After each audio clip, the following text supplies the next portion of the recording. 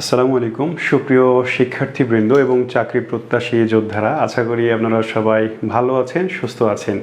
English মজা job এর পক্ষ থেকে আমরা ধারাবাহিকভাবে সাধারণ জ্ঞানের গুরুত্বপূর্ণ কিছু টপিক নিয়ে আপনাদের সামনে হাজির হচ্ছি এবং সেই ধারাবাহিকতায় আজকে আরও একটা শুধু গুরুত্বপূর্ণ না, অত্যন্ত গুরুত্বপূর্ণ একটা টপিক নিয়ে আমি শাহিন স্যার হাজির হয়ে গেলাম। আশা করি আপনি পুরো সময় সাথে থাকবেন এবং আজকের ক্লাসের যেই তথ্যগুলো সেগুলো খুব সুন্দর করে আমরা ক্লাসেই ইনশাল্লাহ আয়ত্ত করে ফেলবো। তাহলে আজকে আমাদের ক্লাসের যে বিষয় সেটা হচ্ছে, নিশ্চয়ই দেখতে পাচ্ছেন যে 7 সিস্টার্স অফ ইন্ডিয়া। এইটা শুধু ভূ রাজনৈতিক ক্ষেত্রেই গুরুত্বপূর্ণ একটা বিষয় নয়, এটা দক্ষিণ এশিয়া এবং এশিয়া মহাদেশ এমনকি গোটা পৃথিবীরই ভূ রাজনৈতিক গুরুত্বের দিক দিয়ে অত্যন্ত গুরুত্বপূর্ণ একটা বিষয়। এবং বাংলাদেশের যে চাকরিগুলো হয়, বিসিএস, শিক্ষক নিয়োগ, প্রাইমারি শিক্ষক নিয়োগ, হ্যাঁ, এছাড়া 10ম গ্রেড সহ একেবারে 20 গ্রেড থেকে শুরু করে 20তম 16তম গ্রেড থেকে শুরু করে বিসিএস পর্যন্ত যত পরীক্ষা হয় বাংলাদেশে প্রতিযোগিতামূলক, সেই পরীক্ষার প্রশ্নকর্তাদের খুব পছন্দের একটা টপিক হচ্ছে এই ভারতের 7 সিস্টার্স। তো এই জায়গাতে খুব অল্প সময়ে একটু টেকনিক খাটিয়ে পড়লে, একটু বুদ্ধি খাটিয়ে পড়লে মাত্র 10 মিনিটের মধ্যে এই টপিকটা আয়ত্ত করা সম্ভব এবং এখান থেকে যে প্রশ্নগুলো প্রায় হয়ে থাকে সেগুলোতে সফল হওয়া সম্ভব। তাহলে আজকে আমরা ভারতের 7 সিস্টার্স এইটা পড়ব। তো 7 সিস্টার্স কি, এটা হয়তো অনেকেরই ধারণা আছে, আবার অনেকেরই ধারণা নাই। যারা একেবারেই নতুন পড়াশোনার বাজারে, তারা হয়তো এরকম ভাববেন যে ভারতের 7টা বোন। আসলে এটা আমার মনে হয় যে এই ধারণাটা সবারই আছে যে ভারতের একটা নির্দিষ্ট অঞ্চলকে 7 সিস্টার্স বলা হয় এবং এটা শুধু বাংলাদেশেই যে পরীক্ষার জন্য গুরুত্বপূর্ণ এমনটা না, এটা ভারতে যে পরীক্ষাগুলো হয় প্রতিযোগিতামূলক পরীক্ষা, সেখানেও বহুবার, অসংখ্যবার এই প্রশ্নটা আসে, মানে এই টপিক থেকে প্রশ্ন আসে ভারতের 7 সিস্টার্স। এবং এইটা ভারতের গলার কাঁটা বলা যায়, আমার অন্য দিক দিয়ে ভারতের একটা বিশাল সম্পদও বলা যায়। তাহলে আমরা ভারতের 7 সিস্টার্স কি, এখান থেকে কি ধরনের প্রশ্ন হয়, আমরা কিভাবে পড়ব, কি পড়ব, সব কিছু ইনশাল্লাহ স্টেপ বাই স্টেপ জেনে নিব। তাহলে আমরা প্রথমেই যেটা করব সেটা হচ্ছে যে আসলে 7 সিস্টার্স কি সেটা একটু জেনে নিব। তাহলে এইখানে আমরা যে ম্যাপটা দেখতে পাচ্ছি, একটা খুব গুরুত্বপূর্ণ একটা বিষয় হচ্ছে, আপনি যখন সাধারণ জ্ঞান পড়তে চান, সাধারণ জ্ঞান আয়ত্ত করতে চান, আপনি যদি সাধারণ জ্ঞানে ভালো করতে চান, সাধারণ জ্ঞান আমাদের চাকরির পরীক্ষায় সাধারণত 3 ফরম্যাটে প্রশ্ন থাকে, 3টা টপিক থেকে, তাই না? মোটা দাগে বাংলা, ইংরেজি, সাধারণ জ্ঞান। এখন আপনি বাংলাকে গুরুত্ব দিচ্ছেন, ইংরেজিকে গুরুত্ব দিচ্ছেন, কিন্তু সাধারণ জ্ঞানকে ভাবছেন যে ওটা তো সাধারণ একটা বিষয়, খুব বেশি গুরুত্ব দেওয়ার প্রয়োজন নেই। কিন্তু আপনাকে খেয়াল রাখতে হবে, একইভাবে চাকরির প্রত্যেকটা টপিকই, পরীক্ষার প্রত্যেকটা টপিকই আপনার জন্য অত্যন্ত গুরুত্বপূর্ণ। তো সাধারণ জ্ঞান যে কথা বলতে আমি এত কথা বললাম, সাধারণ জ্ঞান আপনি যদি শিখতে চান, সাধারণ জ্ঞানে যদি পরীক্ষা ভালো করতে চান, আপনার ম্যাপ সম্পর্কে একেবারে ক্লিয়ার একটা আইডিয়া থাকতে হবে। যদি আপনার ম্যাপ সম্পর্কে ক্লিয়ার আইডিয়া না থাকে, 2টা ম্যাপ, একটা হচ্ছে বাংলাদেশের, অন্তত 2টা ম্যাপ রাখতে হবে আপনার। একটা হচ্ছে বাংলাদেশের ম্যাপ আর আরেকটা হচ্ছে আন্তর্জাতিক বা পৃথিবীর ম্যাপ। অনেকভাবে অনেক ধরনের ম্যাপ হয়, বিভিন্ন তথ্যের জন্য আলাদা আলাদা অনেক ম্যাপ আছে। সেই ম্যাপগুলো আপনাকে দেখতে হবে, পড়তে হবে, বুঝতে হবে যে কোনটা কোন এলাকায়, কোন দেশ দেখতে কেমন। পৃথিবীর 195টা দেশ আপনার মুখস্থ করার প্রয়োজন নেই, কিন্তু গুরুত্বপূর্ণ দেশগুলোর অবস্থান কোথায়, সেগুলোর আকার আকৃতি কেমন, এগুলো অবশ্যই আপনাকে জানতে হবে। সাথে সাথে বাংলাদেশের কোন জেলা কোন দিকে, কার পাশে কোন জেলা, এই জিনিসগুলো আপনাকে অবশ্যই মনে রাখতে হবে, জেনে রাখতে হবে। তাহলে যেটা বলছি, এইখানে আমি একটা ম্যাপ দেখতে পাচ্ছি এবং এইখানে 2টা দেশকে হাইলাইট করা আছে। এই যে এইটা হচ্ছে বাংলাদেশ, এইটা কি, এইটা হচ্ছে বাংলাদেশ, আর এইটা ইন্ডিয়া। ইন্ডিয়া ঠিক কত দূর পর্যন্ত, এই যে এইখান থেকে শুরু করে এই পাশ দিয়ে বাংলাদেশকে পাশ কাটিয়ে এই পুরোটা হচ্ছে ইন্ডিয়া, ঠিক আছে। এই ইন্ডিয়া, এইবার এই ইন্ডিয়া এবং এই বাংলাদেশ, এখানে বাংলাদেশটা আপনাকে একটু ভালো করে খেয়াল করতে হবে। আমি একটু সূক্ষ্মভাবে দাগটা টানার চেষ্টা করি।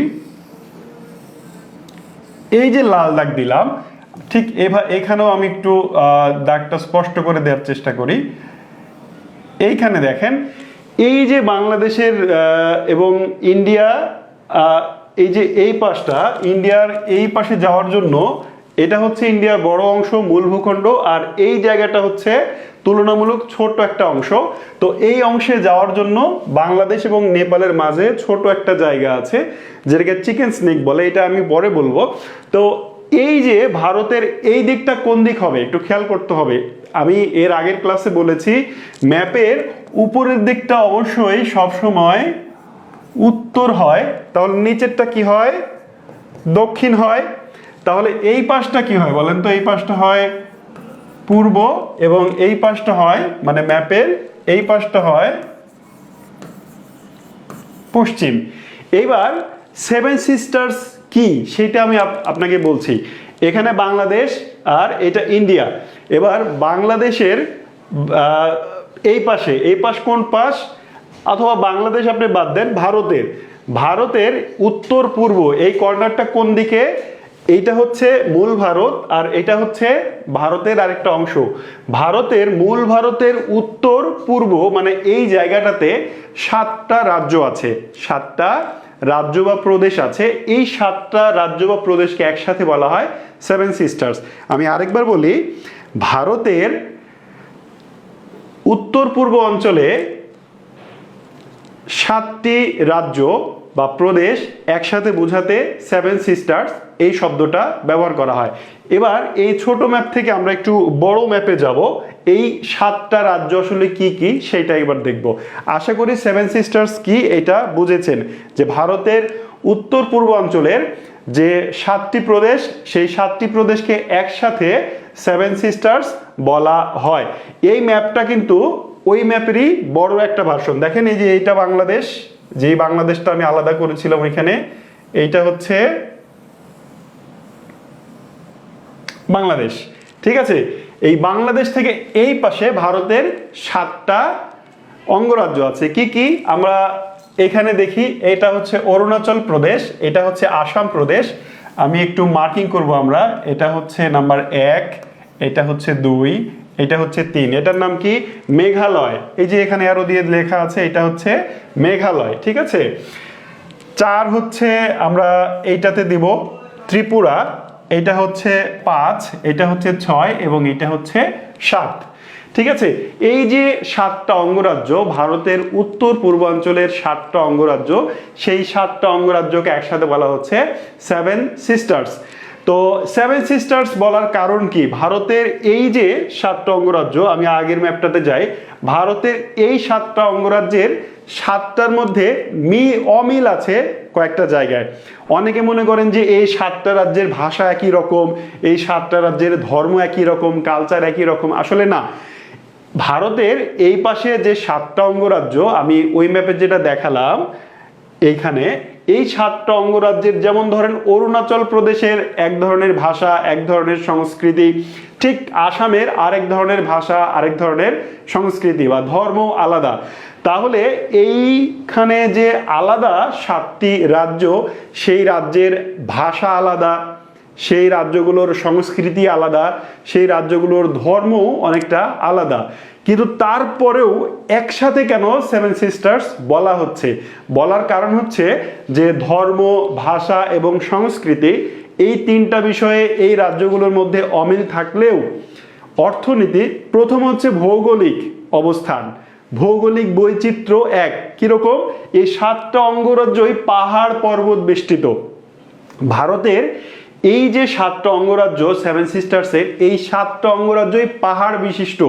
এই 7টার একটাও সমতল রাজ্য নয়। তাহলে ভৌগোলিক একটা মিল আছে, দারুণ মিল আছে, যে এই 7টারই ভৌগোলিক বৈচিত্র্য বা বৈশিষ্ট্য একই রকম, যে তারা পাহাড়ি রাজ্য। 2, তাদের অর্থনীতি একই রকম। দেখেন, বাংলাদেশে যে পার্বত্য অঞ্চল আছে সেই অঞ্চলের অর্থনীতি আর সমভূমির অর্থনীতি কি একই রকম? না, অর্থনৈতিক উপাদান কার্যক্রম কিন্তু আলাদা আলাদা। যেহেতু এরা পাহাড়ি রাজ্য সেহেতু এদের অর্থনীতির মধ্যেও দারুণ একটা মিল আছে। তাহলে আমরা দুইটা মিল পেলাম, একটা হচ্ছে ভৌগোলিক বৈশিষ্ট্যের দিক দিয়ে একই রকম এই 7টা রাজ্য, আরেকটা হচ্ছে অর্থনৈতিক দিক দিয়ে একই রকম। এছাড়া রাজনৈতিক এবং সামাজিক এই দিকগুলোতেও এই 7টি অঙ্গরাজ্যের মধ্যে খুব ঘনিষ্ঠ সম্পর্ক আছে। যেহেতু এই ভৌগোলিক, অর্থনৈতিক, রাজনৈতিক, সামাজিক এই বিষয়গুলোতে এই 7টি অঙ্গরাজ্যের খুব নিবিড় সম্পর্ক আছে, সেজন্যেই এই 7টি অঙ্গরাজ্যকে একসাথে বোঝাতে সেভেন সিস্টার্স এই শব্দটা ব্যবহার করা হয়ে থাকে। এর নাম সেভেন সিস্টার্স কেমনে হলো সেটা বলবো পরে। তাহলে এবার আমরা দেখে নিব যে সেভেন সিস্টার্স অঙ্গরাজ্যগুলোর নাম সাথে সাথে রাজধানী। পরীক্ষায় অনেক সময় আসে যে আসামের রাজধানী কি? ভারতের, দেখেন পৃথিবীর বিভিন্ন দেশের রাজধানীর নাম পরীক্ষায় আসে, এখন একটু কমে গেছে এই প্রবণতা, কিন্তু ভারতের যে সেভেন সিস্টার্স এই সেভেন সিস্টার্সের নাম এবং রাজধানীর নাম পরীক্ষায় এখনো অনেক আসে। প্রশ্নের প্যাটার্নটা একটু বলি তাহলে বুঝতে সুবিধা হবে। সেভেন সিস্টার্স থেকে প্রশ্ন আসে, নিচের কোনটি ভারতের সেভেন সিস্টার্সের অন্তর্ভুক্ত রাজ্য অথবা রাজ্য নয়? যদি বলে নিচের কোনটি ভারতের সেভেন সিস্টার্সের অন্তর্ভুক্ত রাজ্য, তাহলে থাকবে 3টি অন্য রাজ্য। ধরেন যে পশ্চিমবঙ্গ থাকলো, ধরেন যে বিহার থাকলো, ধরেন যে ঝাড়খণ্ড থাকলো, আর থাকলো অরুণাচল প্রদেশ। তাহলে অবশ্যই আমরা অ্যান্সার অরুণাচল করব, কারণ এই অরুণাচল হচ্ছে সেভেন সিস্টার্সের অন্তর্ভুক্ত। আবার বলবে নিচের কোনটি সেভেন সিস্টার্সের অন্তর্ভুক্ত নয়? যখন নয় বলবে তখন এখান থেকে 3টি রাজ্যের নাম থাকবে আর বাকিটা থাকবে অন্য রাজ্যের। তাহলে এইভাবে রাজ্যের নামের সাথে প্রশ্ন আসবে। আবার প্রশ্ন আসবে, বলবে আসামের রাজধানীর নাম কি, অথবা বলবে যে আগরতলা কোন রাজ্যের রাজধানী। ঠিক আছে, এইভাবে থাকবে। তাহলে আমাদের জানতে হবে। আমরা একটু দেখি, আসামের রাজধানীর নাম দিসপুর, মিজোরামের রাজধানীর নাম আইজল, আসাম দিসপুর, মিজোরাম আইজল, নাগাল্যান্ড হচ্ছে ত্রিপুরা হচ্ছে আগরতলা। দেখেন আগরতলা এই শব্দটা শুনলেই, এই নামটা শুনলেই আমাদের নাকে ষড়যন্ত্রের গন্ধ আসে, তাই না? আগরতলা ষড়যন্ত্র মামলা, এই কথাটা শুনেই আমার মনে হয় এরকম বাংলাদেশি নাই, তাই না? আগরতলাতে ষড়যন্ত্র মামলা হয়েছিল সেই 1969 সালে শেখ মুজিবুর রহমানের বিরুদ্ধে। এই জন্যে এই নামটা অনেক অনেক পরিচিত আমাদের কাছে। যাই হোক, নাগাল্যান্ড, এই যে নাগাল্যান্ড কোথায় যেন, এই নাগাল্যান্ডের রাজধানীর নাম কোহিমা। মেঘালয় এই রাজ্যের রাজধানীর নাম শিলং। দেখেন পৃথিবীর সবচেয়ে বেশি বৃষ্টিপাত হয় আমাদের পার্শ্ববর্তী এই মেঘালয় রাজ্যে, ভারতের মেঘালয় রাজ্যের চেরাপুঞ্জি বা মৌসিনরাম এই জায়গায়। ঠিক আছে, তাহলে খুব গুরুত্বপূর্ণ একটা জায়গা। এবং এইখানে যখন প্রচুর বৃষ্টিপাত হয় তখন ব্রহ্মপুত্র নদ সহ আরও যে নদী আছে ওই অঞ্চল থেকে আসা, এই নদীগুলো দিয়ে আমাদের দেশে বন্যার সৃষ্টি হয়। ঠিক আছে, তাহলে এটা আমাদের জন্য গুরুত্বপূর্ণ। মণিপুরের রাজধানীর নাম ইম্ফল। এবং সর্বশেষ অরুণাচল প্রদেশ, এর রাজধানীর নাম কি? ইটানগর। নিশ্চয়ই মনে থাকবে, এই রাজধানীগুলো একটু মনে করে, মুখস্থ করে, ঠোঁটস্থ করে, আত্মস্থ করে নিতে হবে। ঠিক আছে, এইবার আমরা যে জিনিসটা দেখব সেটা হচ্ছে যে এই 7টা রাজ্যের নাম কিভাবে খুব সহজে সংক্ষেপে মনে রাখা যায়। ঠিক আছে, সেই টেকনিকটা আমরা একবার দেখব। একটা বাক্য আপনাকে মুখস্থ করে নিতে হবে, কি করতে হবে? মুখস্থ করে নিতে হবে। আমি এই বাক্যটাতে খুব বেশি কমফোর্ট ফিল করি। ভারতের সেভেন সিস্টার্সের রাজ্যগুলো মনে রাখার জন্য এই বাক্যটা খুব ইজি। আরও অনেক ধরনের বাক্য তৈরি করা যেতে পারে, ছন্দ তৈরি করা যেতে পারে। তো যদি আপনার কাছে মনে হয় যে আপনি যেটা তৈরি করছেন বা অন্য যেগুলো আছে সেগুলো আপনার কাছে বেটার, তাহলে সমস্যা নাই। কিন্তু আমার মনে হয় এইটা অনেক সহজ। দেখেন আমি একটা ঘটনা বলি। এখানে একটা বাক্য লেখা আছে, আমি ত্রিনা ম্যাম, আর শেষে আছে অ। দেখেন এইভাবে গল্পটা মনে রাখেন যে একটা ক্লাসে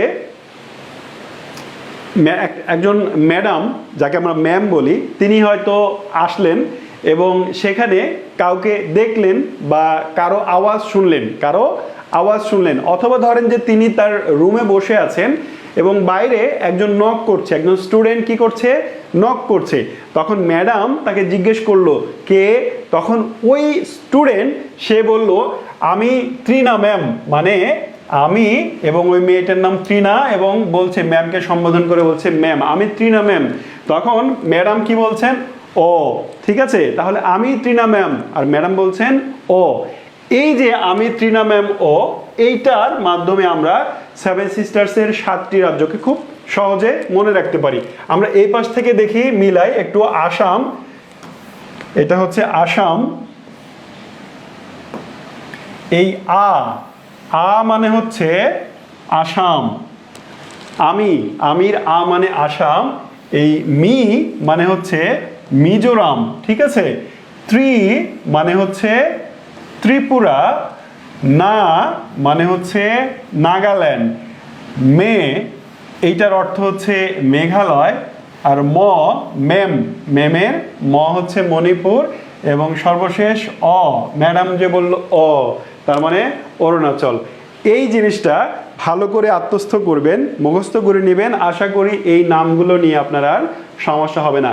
আমি ত্রিনা ম্যাম, আ মানে আসাম, মি মানে মিজোরাম, ত্রি মানে ত্রিপুরা, না মানে নাগাল্যান্ড, মে মানে মেঘালয়, ম মানে মণিপুর এবং মানে অরুণাচল, ঠিক আছে। আচ্ছা, তাহলে আমরা নাম মুখস্থ করে ফেললাম। এইবার আমাদের গুরুত্বপূর্ণ আরেকটা বিষয় হচ্ছে চিকেন স্নেক। দেখেন, আমি বলেছিলাম যে ভারতের উত্তর পূর্বাঞ্চলের 7টা রাজ্যকে একসাথে সেভেন সিস্টার্স বলা হয়। এখন এই উত্তর পূর্বাঞ্চলের 7টা রাজ্য কিন্তু ভারতের মূল ভূখণ্ড থেকে অনেকটাই আলাদা। ভারতের মূল ভূখণ্ড এই 2টি ভূখণ্ডের মাঝে গলার কাঁটা হয়ে আছে বাংলাদেশ। এটা নিয়ে অনেক কথা হয়েছে। আমাদের দেশে সরকার পরিবর্তন হওয়ার পরে এটা আরো বেশি জোরালোভাবে আলোচনা হয়েছে। আমরা বলেছি এদের মুরগির গলা কেটে দিব, তো ওরা বলেছে আমাদের এইখানে কেটে দিবে, তাই না? আমাদেরও মুরগির গলা আছে, আবার ভারতেরও মুরগির গলা আছে। চিকেন মানে কি? চিকেন মানে হচ্ছে মুরগি, আর চিকেন স্নেক মানে হচ্ছে মুরগির গলা। তো এই যে এই জায়গাটা খেয়াল করেন, এই জায়গাটা, এই লাল দাগটা হচ্ছে বাংলাদেশের সীমানা, আর এই লাল দাগটা হচ্ছে নেপালের সীমানা। বাংলাদেশ এবং নেপালের সীমানার মাঝে এই জায়গাটার প্রস্থ হচ্ছে 20 থেকে 22 কিলোমিটার। এই জায়গার প্রস্থ কত? 20 থেকে 22 কিলোমিটার। এই জায়গাটার প্রস্থ, দৈর্ঘ্য প্রস্থ 20 থেকে 22 কিলোমিটার। তার মানে বাংলাদেশ থেকে জাস্ট 20 থেকে 22 কিলোমিটার উত্তরে যদি আপনি যান তাহলেই কিন্তু নেপাল। তো নেপাল এবং বাংলাদেশের মাঝে এই যে স্বল্প সরু এই জায়গাটা কিসের মতো দেখতে? এই ছবিতে দেখেন একটা জিনিস, দেখেন এটা একটা মুরগি কল্পনা করা হয়েছে, ঠিক আছে। মুরগির এই যে মাথা বানানো হয়েছে, দেখেন একটু খেয়াল করে, এইটা মুরগির মাথা, মানে সেভেন সিস্টার্সের ওই জায়গাটা মুরগির মাথা, আর বাংলাদেশ আর নেপালের মাঝখানের ওই জায়গাটা মুরগির গলা, আর ভারতের মূল যে অংশটা সেটা হচ্ছে মুরগির বডি, ঠিক আছে।